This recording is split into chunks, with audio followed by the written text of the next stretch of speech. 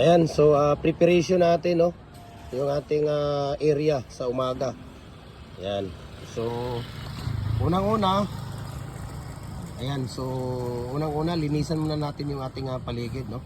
At paka-share na lang po yung video natin, mga idol, no? Para mas marami pa tayong mga kababayan na matutulungan, at paki-follow na rin po sa ating YouTube channel, Jim Hardware ang Kukulamber ang Concrete Products. At saka sa ating Facebook page, Jim Hardware ang Kukulamber Concrete Products, Balulang Brands, Jim Hardware ang Kukulamber Concrete Products, Kanituan Brands, Tripoli and 8 Bahayahay, Tripoli and 8 Kukulamber, at saka sa ating personal Facebook account, Felix Tan Pagikan Jr. Sa ating Instagram, Felix_Pagikan 2000. Ayan. Okay. So, ito po talaga ang pinakauna nating preparation sa umaga, no? Lilinisan. Ayan, no, winawalisan nila tuwing umaga yung ating area na paglalatagan ng ating mga molder at paggawaan ng ating pins concrete post. Ayan, nililinis po nila. Ayan, no? No? So, bago po yan natin, no? Bago po yan natin nililinis, yan po ay libilado yung ating lupa, no? Yung ating lupa dito, libilado. Dapat ay libilado siya. Okay?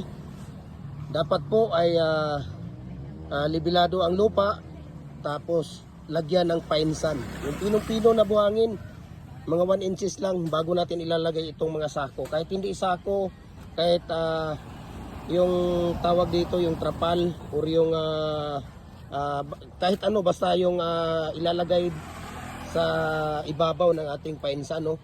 Para hindi tawag dito, lalabas yung simento pag naglalagay na tayo ng tawag dito ng naglalagay na tayo ng ano diyan, yung pouring natin, no? Yung mix natin na concrete pouring. Okay? So pagkatapos niyan, no, every morning, no, keep in mind talaga every morning na maglalagay tayo ng used oil. Okay, maglalagay tayo ng used oil, okay, every morning. Maglalagay tayo ng used oil every morning. Huwag nating kalimutan, no? Lalagyan every morning ng used oil ang ating molder, okay? So tuwing hapon naman, pagkatapos nating pagkatapos nating gumawa, no, ng mga pins concrete post, ang gawin natin, linisan natin, hugasan natin yung loob. Kaya tingnan niyo muna, mga idol, okay? Malinis yung loob kasi kahapon ng hapon nililinisan nila ito, no? Maganda talaga hugasan, no? Nung pagkatapos ng paggawa nila, hugasan mo. Pagkatapos hugasan, ilagay doon sa magandang lagayan, no? Pagkatapos kinabukasan, ito na, no? Lalagyan na natin ng used oil, no? Makapal po ang ating steel pit na ginagamit dito, mga idol. Standard po ng 3mm, aabot pa ng 4mm. Ayan. Ayun, makapal po siya. Ayun, makikita ninyo. Napakapal po, yan. Kung hindi pa makapal, tingnan mo si Edward Pereira, no? Napakapakan niya yan. Okay, napakapakan niya. So, makapal po yan. Dong, kana lang upat lang sa imong dong, yung 4 lang muna, tapusin mo papunta rito. Tapos maglagay ka ng ng stirrup para makita nila kung paano natin ilalagay yung stirrup. Ayan. Ayan si Kuya Jopre. Okay? So, yan na nga. Dito tayo, no? Doon natin si Kuya Jopre dito sa paglalagay niya ng used oil sa ating mating. Sa ating tawag dito, sa ating molder, no? Every morning po yan, naglalagay po tayo. Ayan. Okay. So, ipapatapos lang muna natin dito ni Kuya Jopre ito. So, mga idol, no? Paki-comment naman, no? Paki-share yung ating video. Masaya na ako doon sa isang share ninyo. Ayan. Yan lang po ang hihilingin ko sa inyo, para po ay mas marami pa tayong mga kababayan na matutulungan natin, mga idol, no? Especially sa mga gustong magbi-business na walang alam. So, manood lang sila sa ating video. Relax lang kayo, manood. Akong bahala sa inyo, no? Ang hiling ko lang sa inyo na sana ay i-share ninyo, mag-comment kayo hindi man tayo nakakatulong financially sa ating mga kababayan, nakakatulong tayo in this kind of business, no, in this kind of tawag dito video natin, no, sa kanila.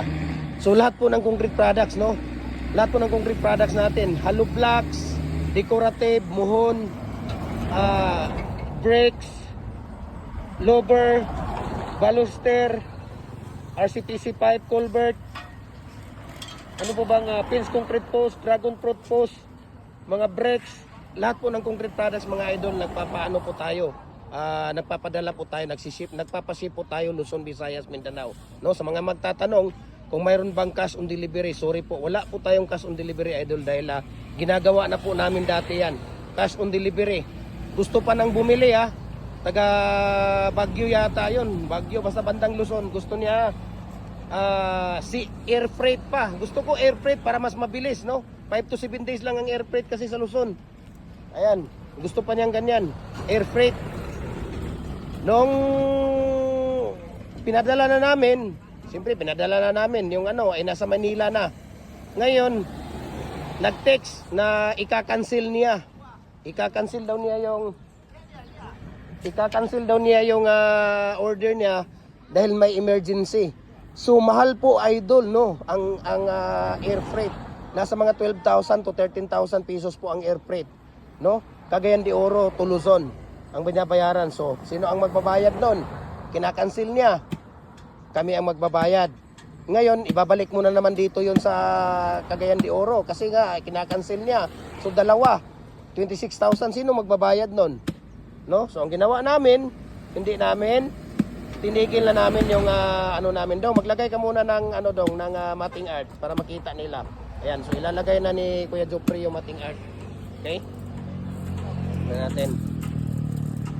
Para mas makita nila na paano natin ilalagay yung matting art. Ayan, no? So maya-maya para sa karugtong nito, no? Mag-ano sila diyan, tawag dito. Magbubuhos, no? Maglalagay sila ng So ganun lang po, no? Paglagay ng matting art. Ayan, so 6 feet po 'yan. So mayroon tayong pang-condemn doon. Ayan, okay? 6 feet po 'yan. Kadot lang diya. 6 feet po 'yan, okay? So, yan po, no, ang paglagay, ang tamang paglagay ng matting natin. Okay? So, ayan, itutuloy natin mamaya. Okay? At least meron na kayong idea dyan. So, ngayon, punta tayo dito sa pagmimix. Okay? Dito tayo. So, ang gamit namin na buhangin dito, sa mga nagtatanong ng buhangin, ano bang klaseng buhangin ang gamit namin?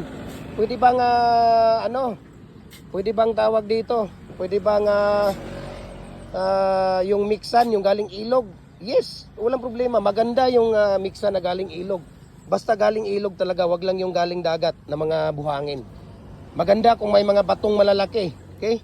Maganda yon. Ayan, so unang karatilya po yan. So ang gamit naman kasi namin dito ay screen sun, yung mura. Mura lang kasi ang screen sun namin dito, yung buhangin, kasi magkalapit lang kami ng quarry. So, ang gamit namin dito is screen sun. Mahal po itong buhangin na to dahil dinadaan po ito ng conveyor. Sinasala po ito. Kinukuha yung batong 3/4 pataas. Ang naiiwan lang dito ay yung 3/4 na bato pababa ang nakasama dito. Ayan, kung makikita ninyo, bato-bato po yan. Ayan, no? Kaya napakatibay, no? Maganda talaga ang ating tawag dito. So, ngayon, ang tawag dito, ang mga katanungan dito kung ano ang ratio dito sa ating simento. Ngayon, 3 karatilya po, no, na simento dito. 3 karatilya. So ang laman ng karatilya dito, 1.5 kalahati, no? 1.5 kalahati na sako ng simento na buhangin. Okay? So ngayon, ayan. So ano ang ipapalabas natin dito? Ilang piraso ang ipapalabas natin sa isang sako? Sa 6 feet namin, 8 piraso po. Okay? Sa 6 feet, 8 piraso. Sa 7 feet, 7. Sa 8 feet, ay 6 na piraso sa isang bag na simento. Ayan po, Portland cement ang gamit natin, kahit type 1 or type 1P. Okay, mahal kasi ang type 1. Kung walang type 1, type 1P, okay na yon. Okay? So, mamaya, tingnan natin ang paghahalo, no? Idudugtong natin ito mamaya, okay? Tingnan natin. Kasi mayroon tayong customer na nandoon, no? Ayun, so punta muna tayo doon, okay? So idudugtong natin ito mamaya, tingnan ninyo. Okay, maraming salamat po, no? Ayan si Kuya Jopri, tinutuloy niya yung ano dito. Ayan, so tapos na po, no? Tapos na nailagay natin lahat yung ating mating art, no? Tuloy natin.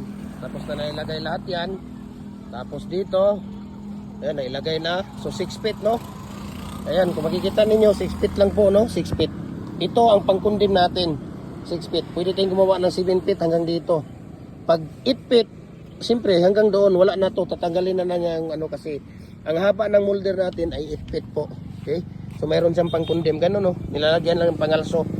Nilalagyan natin ng kahoy para na hindi uurong yung pag naglagay na tayo ng concrete pouring. Okay? So, ayan, balik tayo dito. So, balik na naman tayo dito sa pagmi-mix nila. Ayan, so tapos na, no? So, 3 karatilya na buhangin or 6 na sako na simento. 6 na sako na buhangin ng sako ng simento. Kung wala kayong karatilya, no? Kung wala kayong wilbaro, ayan, wilbaro natin. 3 ganyan na wilbaro. Pag wala kayong wilbaro, simento, ganyan, yung sako ng simento, 6 na sako, okay? 6 na sako. Tapos, ihahalo dito. Ito ay parang kawali. Ayan, kung makikita ninyo, parang kawali lang yan, no? Makikita ninyo yan, parang kawali siya.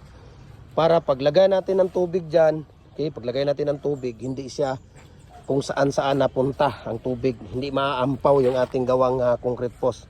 Okay, yan ang ano dyan, yan po ang pinaka magandang gawin niyo. 7 feet ang haba nito, around 7 feet around, okay? 1 feet ang lalim niya para doon sa pagmamasa ninyo, pagmi-mix. Ayan, okay? Para sa pagmi-mix ng tawag dito, ng buhangin at saka tubig. Okay? So, mamaya tingnan natin kung ilang tubig, no? So usually ang nilalagay dito nasa mga tawag dito, nasa mga 4 na timba na tubig, no? 4 na timba. So kailangan talaga lugaw na lugaw ang gawa natin para siguraduhin natin na yung ating mixture dito, yung ating tubig, buhangin at saka simento, nahalo siya ng husto. Okay? Yun po ang pinaka-importante doon, na kailangan watery yung ating tawag dito, ang ating mixing ng ating pagmi-mix. Okay? So ito na, mayroon na silang tubig na maliit kasi ang ano nila. Wala na bang ano dito dong lagayan ng ano? Wala na? Magano tayo, bili tayo nandoon sa bahay, mayroon doon. Dali na dito 'yon.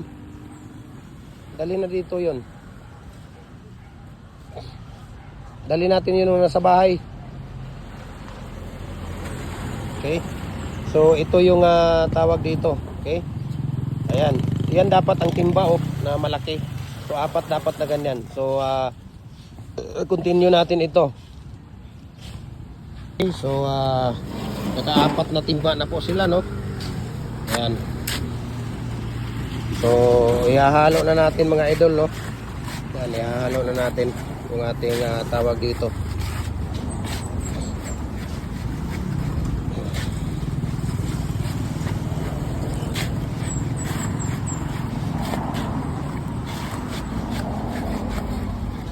Diba?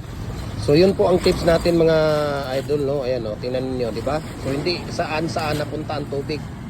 Yan po ang purpose natin bakit tayo gumawa ng parang bilog na ano diyan, kawali, no? Parang bilog na kawali para rest assured na yung tubig, simento, buhangin nakasama lang po siya diyan sa loob.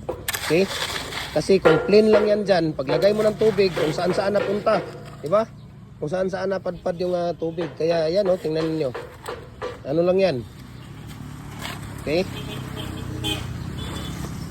Yan po ang pinaka-purpose natin kung bakit tayo gumawa ng ganyan. Ayan, no? Diba? Lugaw na lugaw. No? Watery na watery po talaga siya dapat. Ganyan, no? Ganyan ang tamang ratio. Ganyan ang tamang mixture niya dito sa ating dragon fruit post at saka sa pinch concrete post natin. Ayan, ganyan. Okay? So ayan na, mag-uumpisa na si Kuya Jopri doon sa paglalagay ng concrete pouring natin sa ating molder. Ayan, tingnan natin. Okay? Tingnan natin si Kuya Jopri dito.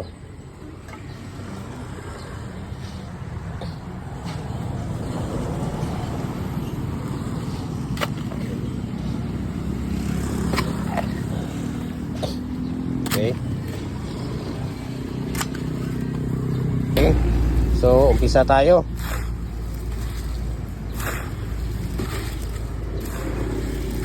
Tapos na ni Papa doon kahapon dong yung likod. Pag ganon, naman siya.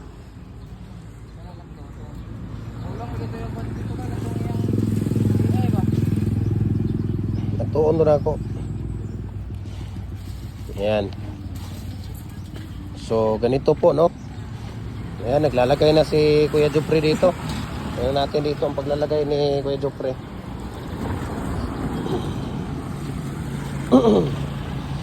Ayan, oh. Dragon fruit post. Okay. So, ang dami nating stock, no? Kung hanap ninyo ay pinch concrete post na matibay, dito na po kayo. Sa Jim Hardware ang Kukulamber Concrete Products, Malulang Branch. Jim Hardware ang Kukulamber ang Concrete Products, Kanituan Branch. Triple A and A Kukulamber. At saka sa ating YouTube channel, Jim Hardware Kukulamber ang Concrete Products. At saka sa ating personal Facebook account, Felix Tan Pagikan Jr. At saka sa ating Instagram, Felix_Pagikan 2000. Okay? Follow po kayo para mas updated kayo sa ating mga video. Okay? At mag-share kayo, no? Share ninyo, very informative video po ito. Please, paki-share ninyo para mas marami pa tayong mga kababayan na matutulungan natin. Ayan, okay? So, yun lang po. Masaya na ako doon sa isang share ninyo. Comment, mag-react kayo sa mga video natin. Maraming salamat po, no? Sa pag-share ninyo. Ayan, itutuloy natin ito. Okay, ayan ang paglalagay ni Kuya Jupre dyan. Ayan na po, no? Malapit na po tayong matatapos dito. Okay? Malapit na po tayo matatapos dito. So, 4 na lang ang kulang kasi nalagyan na yung 4. Malapit na tayo matatapos dito mga idol. Tapusin na lang natin ito. Ha? Mamaya pag bira ninyo, sabihan nyo ako ha. Para matapos natin yung video natin. Okay? Kasi malapit na tayong magkakasahod ha. Malapit na. Malapit na tayong magkakasahod dito. Okay? Ayan. So, yan, oh. Lugaw na lugaw. Kailangan lang talaga lugaw na lugaw yung ating paggawa. Kanina rin yung butangan dong. Di magsilbi? Ayan.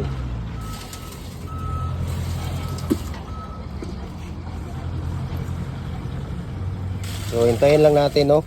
Papakita natin sa inyo mamaya, no? So, 15 to 18 minutes lang yan mga idol, no? Ito, kagaya nito nga mainit ang panahon. So 18, pinakamataas na yan 18 to 15 minutes, 15 to 18 minutes. Ayan. So, ang gawin ang tirada natin dito, no? Ayan, makikita niyo may mga tubig yan eh. So dapat yung mga tubig na yan ay mawawala. Okay? Mawawala yung mga tubig. So pwede na nating hilain yung ating molder. Pwede na nating ilipat. Pwede nating tanggalin. Yan ang ano ninyo. Yan ang pinaka-importante, no? Kahit na walang oras, basta importante yung wala ng tubig sa ibabaw. Pero pag tag-init, tested na yan. Pinakamahaba na yung 18 minutes dyan. 15 to 18 minutes. Pwede na nating bunutin yung molder natin. So malapit na po tayong matatapos, no? Ayan, no? Makikita ninyo. So malapit na tayong matatapos dito sa ating paggawa ng dragon fruit post at saka sa ating pinch concrete post, no? Ayan, so pinapakita ko po talaga sa inyo mga idol, no? Lalo na especially sa ating mga OFW dyan, no? Mga OFW natin, no? Maganda talaga pahalagahan yung ating tawag dito, ipon, no? Ako 20 years din akong OFW, 20 years din akong OFW, kaya talagang napakahirap po, no? Napakahirap po talaga.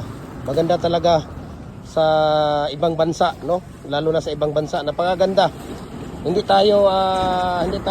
ramdam ang gutom sa ibang bansa, hindi ramdam ang tawag dito, ang hindi ramdam yung walang pera, walang kung anong bilhin mo, napakabilis, napakadali lang, no? Hindi ramdam ang gutom sa ibang bansa.